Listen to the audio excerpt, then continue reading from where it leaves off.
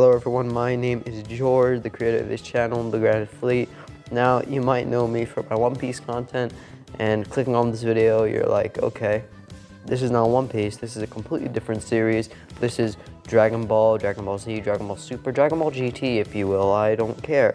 But I've been a really long time fan of Dragon Ball, and I've really wanted to make content on Dragon Ball for a while now, but I just did not know what to make. So I decided to come up with this, where I review the Dragon Ball Super manga, but not review it, see my problems with it, because I was there when this got an official announcement to become an anime, then a manga, yes, the anime before the manga, which we will talk about, and my problems with it and the person that is writing and drawing the whole entire manga. So we're going to be talking about that.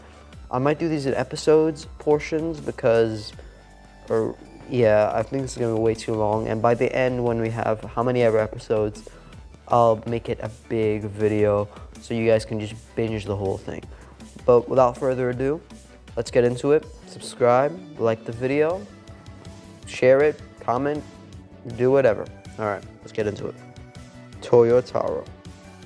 If you guys don't know who Toyotaro is, he is the current writer and drawer. Well, he's mainly the drawer of the manga, not the writer. He is half on the writing, but with this, he is the new drawing, character designing person of the manga. And if you know anything about the Dragon Ball mangas and the legacy of just Dragon Ball in general, there's been so many artists, so many famous artists, my favorite one being Yamuro, which I'll put up some things of some panels he drew on the screen and some things he's drawn in the anime. It is my favorite art style.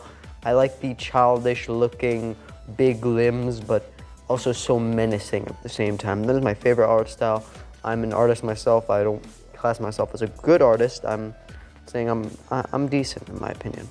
But what does that mean about Toyotaro? Toyotaro, I've not really been a fan of his work in the first 10, 20 chapters. Yeah, a lot of chapters. I've not been a fan of Toyotaro's work. And the reason I say this is, and I'm going to point it out in a minute, is that the way he draws the characters is so weird to me. Now, some of you might not have a problem with this because some of you are so ecstatic and high on Dragon Ball fever that you're just like, it's Dragon Ball. We see Goku, we got Vegeta, we got all the other characters. We're good, man. Just power up into that Super Saiyan Blue, Super Saiyan Kaioken, Super Saiyan, just all those Super Saiyan forms. But I do have a problem with the way he draws them until it got way better later down in the Moro and Granola arc, which I really love. The Moro arc, some stuff were bad in it, but you know, that's for later down the line. So let's get into it. So yeah, Dragon Ball Z and Dragon Ball were drawn by Akira Toriyama, the best, probably one of the richest mangaka out there, unless you can count Eiichiro Oda. So we have the first panel of the chapter 1 of Dragon Ball Super. The Dragon Ball Super's anime officially started. So then a manga started literally 2 months before the anime was supposed to air, so they would have some content before it. That's what everyone assumed. But apparently they're just gonna be redoing the movies, which I didn't really like back then, and I still don't like it right now, but you know what? That's fine. Let's go with this. So, first we have Super Saiyan Blue and Champa, Beerus, Whis, and Vados, and Vegeta, of course, and Goku in the front of the first panel. Now, I'm pretty sure when this came out, Resurrection F was, like, it came out, so I understand this, but my problem with this is that when I was trying to buy these volumes online, so I can have them, these things, I couldn't tell if this was the first volume if I didn't have a title reading it for me. But again, I digress. Let me look at the way he drew these characters. Now, this panel right here, we see Goku, Vegeta, Champa, Beerus, Whis, Vados, like I said, yeah, all. So for some reason, I don't know what it is about his drawing, but his drawings always seem so stiff. Now, here's a picture of him drawing Goku and Vegeta. And here's a picture of Akira Toriyama drawing Goku and Vegeta. When Akira Toriyama draws Goku and Vegeta, it seems normal. I don't know how to specify. It seems not stiff. The lining seems like there's some edges, but it doesn't seem like there's a line here, there's a line here, there's a line here. Here, when you look at Goku, it looks like someone did it on a computer and they went on this app called Krita and they just followed line on line and used the tool where it takes it and makes a perfect straight line. This is exactly what it looks like he did. Probably didn't do this, but it looks like this. And for some reason, this does not look like Vegeta and Goku to me. But you know what? That's just my preference. Let's get into the actual stuff about the whole entire manga. Paneling. Now, if anyone out there that's watched this video read any other type of manga, or even just Dragon Ball manga, you would know what paneling is. Paneling is when you put a picture on picture side by side so someone can read it properly. Usually it's from right to left, sometimes left to right, doesn't really matter, but usually there's a disclaimer that says read from right to left, and it is placed properly. Now, when it comes to the original Dragon Ball and Dragon Ball Z, I think in Dragon Ball Z, Akira Toriyama has mastered putting and paneling his. You can see it so clearly. You can see the battle. You can be there. It's like you're there holding a camera, watching Goku fight Boo in Super Saiyan 3, watching Vegeta stand on a mountain, say, "You're number one, Kakarot." You can see them there. But with Dragon Ball Super, Toyotaro likes to panel everything in one chapter. Now, the best example I can give you guys for this, of course, in some aspects, he has good paneling in some places.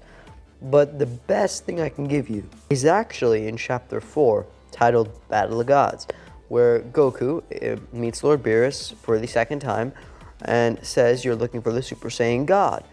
And of course, Beerus says, "Of course, I am looking for the Super Saiyan God. If you do not have him, I will destroy the planet." And then, of course, Goku does his Dragon Ball summoning. And then he counts how many Saiyans. He gets confused because this is Clown Ku, not Smart Goku from, the actual series. But I'm not going to blame that on Toyotaro because that comes down to the writers and the people on the team. So we're not going to blame dumb Goku, or Clown Ku as I like to call him, for Toyotaro's sake. So let's just move on to my main problem. Now, look at the paneling on the second page. Not the first page. The first page is okay. The first page is okay. It summarizes a main thing because every panel has to have a small lead up to the story, or if it's the first page, it has to lead up to the story with the main idea. There should be only one thing in the first panel, the main idea, and then the second panel should lead up the main idea with 2 or 3 ideas, but not in a major way where it's overcrowding the panels. But Toyotaro overcrowds it way too much because in this one panel, this one whole page, all these single panels, there's like 4 things happening at once, and it all happens in one page. It is so insane to me how Toyotaro does this, and I get it, because there was this problem at the same time with the anime of Dragon Ball Z and the Dragon Ball Z manga, where when Goku transformed into Super Saiyan for the first time, his hair just shot up. It didn't like last forever. He wasn't standing there all mad like in the anime was. That iconic moment, he didn't do that. But there were slight moments where Akira Toriyama leaves Goku all by himself on a page. He just leaves him. One page. And that symbolizes that Goku is there in his own mind, just sitting there thinking, Krillin's dead. My friends, they're dying. And I'm here doing nothing. Then he transforms. Then there's a whole page of him transforming. And then there's him standing there like, I've transformed. That is the 3 steps, and those are very good steps. But with Toyotaro, he just kind of did it all at once. Now, the first panel, Goku asks Shenron for the Dragon Balls, and then the second panel where he counts how many Saiyans after Shenron tells him what you need to get a Super Saiyan God. Now, those are 2 panels right there, doing one big point, a big plot point. This is what you need for the Super Saiyan God. That's major. To us, yes, it's just something that happened. but that's major. A Super Saiyan God is a life-changing thing, right? So that's 2 panels right there, one thing in one page. Now, the third panel of that page reveals that Videl has a baby. That is it. That's the one panel, that big revelation that now is the child of Gohan. Yeah, Gohan, the guy that ultimate form Gohan. We're not gonna go on Gohan, but you know what I mean. Having a daughter, per se, wife is pregnant, that's it.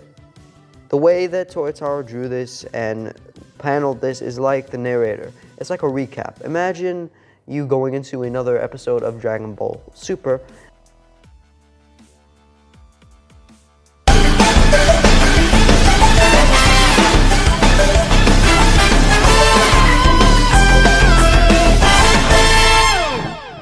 And the guy on the narration just goes, as soon as Goku summoned Shenron, he asked him about the Dragon Balls. Videl, his wife, was pregnant. Then they transformed into the Super Saiyan God. Goku is now Super Saiyan God. Enjoy the episode. Like, that's basically what happened. There wasn't really a build up to it, because in this whole entire like chapter thing, we got 3 major points, and it's only the second page. There's second page.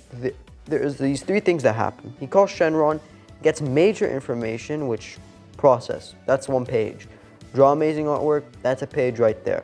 Then discover that Videl has a baby. Then you should probably draw them all reacting, not in 1 page of them just like oogling at her belly and going, yes, then just cutting that off. You should draw that, put a page, go, oh yes, I'm gonna be dead. Then Beerus interrupting and going, back to the Super Saiyan God ritual. And then another page, they should have included Videl and Super Saiyan God ritual. You could see all their faces struggling. That's what Akira Toriyama did so well. But Toyotaro here, 1 page, just Shenron's advice, done. Videl's baby, done. Super Saiyan God ritual, Goku rising, Super Saiyan God revealed. That's it. That's literally it. The paneling is so bad. It is so bad, and I'm not the only one in this. There's so many people out there that hate the paneling for Dragon Ball Super. It feels so overcrowded. It doesn't feel like it is. It doesn't feel like it's a manga. It feels like it's just, dude drew these pages, plopped that on a paper, and then forgot about it. Tracing. Now, unlike the other points I had a problem with a lot. As well as other fans, some points I've had problem with myself more than other people. But this point, I didn't really notice it until very, very late on. And it is a big problem, not only for me, but a big problem for so many fans. And the reason people stopped even like worshipping or even touching the Dragon Ball Super manga because of Toyotaro. And that's because even back when Toriyama was picking a successor per se for taking on the Dragon Ball Super or Dragon Ball like manga territory that he did not want to do, because ineffectively Toriyama just sits at home, draws on a napkin, goes, do this for the new movie, do this for the new episode, here you go. And then, you know, he gets paid the big bucks. Go Toriyama. But back when he was picking a successor for his manga, he stumbled upon a mangaka that was copying his style, which we'll get back to in a minute, called Toyotaro. I'm pretty sure he went back then by this name on screen. If I don't put it up there, then we're just gonna go off to Toyotaro because I could not find it. But he drew a fan-made manga that you guys probably heard of, Dragon Ball AF. And yes, the guy that drew that became the Dragon Ball Super manga head. Which, you know, follow your dreams, kids. I don't know what to say, but yeah, he did that. So, good for Toyotaro. But Toriyama said in a statement when Toyotaro was signed that he's probably the closest person that could resemble my style. When I heard this, I said, okay, so he knows that he cannot copy his style, because, like, now that I told you guys, his style looks thick. It doesn't look bad. It looks thick and stuff, and definitely in the early stages, he was very, very stiff and not very good at replicating the style. But now there's panels like the ones from the Granola arc where Goku and Vegeta are powering up, and it looks superb. So yeah, I'm pretty sure he's getting good in that department. But back in the early days, he was doing stuff that were so outrageous to fans, that is copying Toriyama's manga, not style, but literally just copy pasting, tracing over his style. Now, I feel like this is a habit for him, and the only reason I think this is for two reasons: nostalgia purposes, and also because before Dragon Ball Super, he was a Dragon Ball AF mangaka. And yes, he's a very talented writer and very talented drawer, but the only reason I think that he traced a lot of Toriyama's old Dragon Ball Z imagery is because probably when he was doing Dragon Ball AF, he did that, and no one batted an eye because it's good artwork. No one's really gonna look into someone copying or tracing over Toriyama's stuff if it's just a fan-made manga. They're enjoying the fan-made stuff, right? So no one's gonna bat an eye. But in Dragon Ball Super being as big as it is now, no one's gonna just sit back. So when people realize that there's a lot of panels like these panels up on screen, that he was straight up just ripping off Toriyama's like poses and just drawing other characters over it, or sometimes it was the exact same character, like Vegito in the Future Trunks arc versus Vegito in the Buu arc. So it was just so insane to people, and I didn't realize this till very late on, like 9 months, a year on into this discussion. But yeah, it was very bad for Toyotaro. Fortunately now he's very good in the place he's in. Like I said, with the panels he's drawing now in Dragon Ball Super, like chapter 80 or like 74 or something like that, he's doing great, and I think he's getting way, way better. And the paneling is not very good yet, but you know, hopefully he does good. Now, hi everyone, thank you guys for watching. This was going to be way longer. I was going to start getting into actual story beats and stop trashing on the actual mangaka, Toyotaro. But yeah, I think I'm going to leave it off for there right now. I didn't think it'd be long as it was, because this video did get quite long. But yeah, I don't really want to edit too much of my audio. I did say this in a past video, that I do want my audios to be kind of authentic and roll off the tongue. Of course, I will edit it to some extent so it doesn't sound wonky. But yeah, hopefully you guys enjoyed. Subscribe, like the video, turn on post notifications for new uploads that I will be uploading, because next time we're going to be covering chapters from Battle of Gods all the way to when it started new stuff around chapter 11 or 12. So we're going to do that and then move on from there. Now, if you enjoyed this, please like and subscribe, like I said, turn on post notifications, and instant transmission, bitch.